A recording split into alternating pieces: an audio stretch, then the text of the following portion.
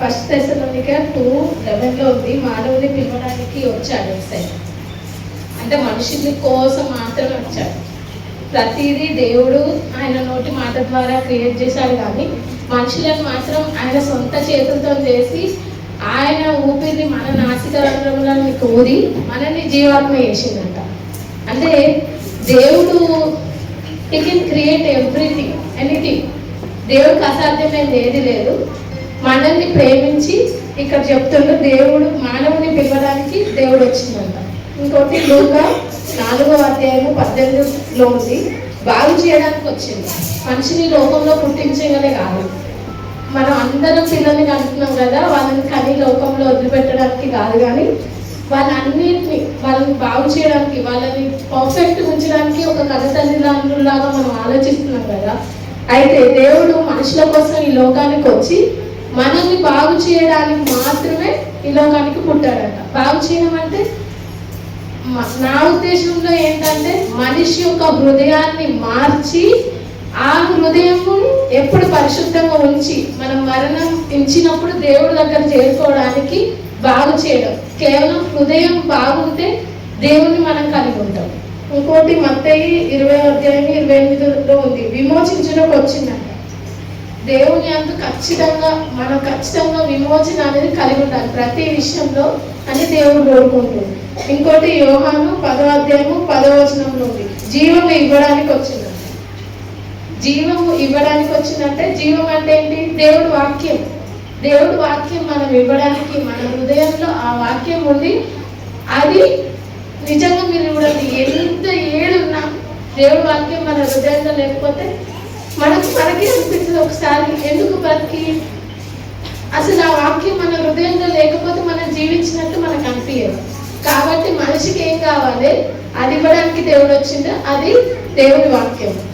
ఇంకోటి లోక 19:10 ఉంది, నశించిన దాన్ని వెతికి రక్షించడానికి వచ్చిండు. అయితే దేవుడు మనిషిని చేసిండు, అన్ని చేసిండు, అన్ని ఇచ్చిండు, కానీ మనకి ఎట్లా వాడుకోవాలో తెలియదు. వాటిని ఇష్టం వచ్చినట్టు వాడుకొని మనం నశించిపోతాం. అప్పుడు ఎట్లా ఫీల్ అవుతామంటే రిగ్రెట్గా ఫీల్ అవుతాం. ఎందుకు ఈ లైఫ్, నేను ఎందుకు బతకాలి, దేనికోసం బతకాలి అన్నప్పుడు దేవుడు చెప్తాను, నేను ఈరోజు మీకు కోసం పుట్టింది ఎందుకంటే నశించిన దానిని వెతికి రక్షించడానికి వచ్చిండు. నశించింది అన్ని నశిస్తున్నాయి లోకంలో, బట్ ఏం నశించకుండా, మనిషి నశించకుండా మనిషిని రక్షించడానికి నశించిన మనుషులని. అంటే ఏ విధంగా అయినా కావచ్చు, మనిషి అన్ని విషయాలు బలహీనత పడినప్పుడు దాన్ని లేపడానికి దేవుడు వచ్చిండు. ఇంకొకటి మార్కు 1:8 బోధించటకు వచ్చిండు. ఆయన మనల్ని ఎట్లా నడవాలి, ఎట్లా బతకాలి, ఎట్లా ఉండాలి, ఎట్లా ఉంటే ఆయన దగ్గర పోతాం. మనందరి మెయిన్ గోల్ ఏంటంటే మనం మరణించినప్పుడు దేవుని రాజ్యాల్లో ఉండాలి కదా. అది ఉండాలంటే ఎట్లా బ్రతకాలని దేవుడు నేర్పించడానికి వచ్చింది. ఇంకొకటి మత్తయి 20:28 పరిచారం చేయడానికి వచ్చింది. ఈ లోకంలో పర్ఫెక్ట్గా ఉండాలంటే అసలు ఎట్లా ఉండాలి, ఎవరిని ఎట్లా ప్రేమించాలి, ఎవరిని ఎట్లా ఆరాధించాలి. అంకుల్ నువ్వు చాలాసార్లు చెప్పిండు, దేవుడు మన స్నేహితుడైతే దేవుడు స్నేహం చేసినట్టు మనం చేయాలంట. ఇంకొక మాట నాకు బాగా నచ్చేది ఏంటంటే ఆయన ఆనుకొని ఉండాలి, అంటుకొని ఉండాలి. ఆయన ఎట్లా నడిచిందో మనం అట్లా నడవాలని చెప్తారు. దేవుడు కూడా మనం అదే ఆశిస్తుంది. ఏంటంటే పరిచారం చేయటకు దేవుడు వచ్చిండు. ఇంకోటి 1 యోహాను 3:5 the main important, most important thing for all the Christians ఏంటంటే పాపములను తీసివేయటకు దేవుడు వచ్చిండు. మనం పుట్టిన లోకంలో బ్రతుకుతున్నాం, ఎట్లా బ్రతకాలి, ఎట్లా నడవాలి, ఎట్లా ఉండాలి. ఉన్న దానికి ఫైనల్గా మనం చేయాల్సింది ఏంటంటే will do good things and bad things. Good థింగ్స్ని బ్యాడ్ థింగ్స్ని చేసినప్పుడు ప్రతి మనిషి ఆయన రక్తాన్ని ఒప్పుకొని పాప విమోచన చేసుకున్నప్పుడు మాత్రమే పరలోకం ఉందని బైబిల్ క్షుణ్ణంగా తెలియజేస్తుంది.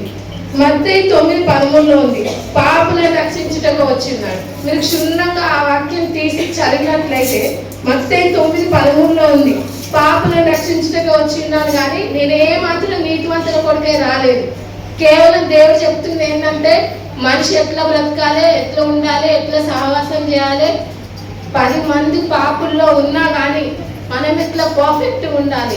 ఇంకొక విషయం చాలా నాకు హత్తుకునే మన సంఘంలో వాక్యం ఏంటంటే ఎక్కడ ఎట్లున్నా కానీ మనం మనలానే ఉండాలి, పక్కనున్నది మనము అంటించుకోకూడదు పాపాన్ని.